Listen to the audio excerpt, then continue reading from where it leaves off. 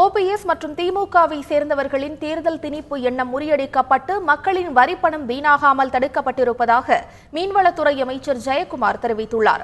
புதிய அமைச்சரவை பதவியேற்பிற்கு பின் கூவத்தூரில் செய்தியாளர்களை சந்தித்த அவர் இவ்வாறு கூறினார்.